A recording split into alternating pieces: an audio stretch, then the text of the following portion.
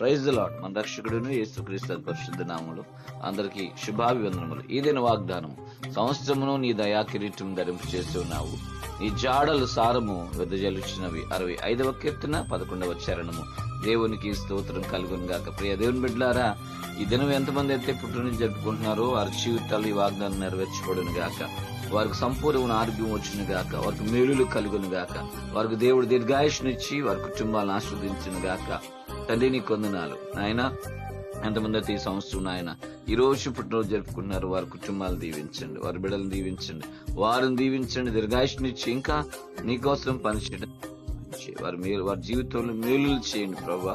నీ కృపల వద్దలా చేయండి, సాతానికి లయపరచండి, బలహీనతల నుంచి విడిపించండి, సంపూర్ణ ఆరోగ్యం బలపరచండి, విశ్వాసం అధికం చేసి నీ శక్తితో నింపమని అడుగుచు యేసు నామములో ప్రార్థిస్తున్నాం తండ్రి, ఆమేన్.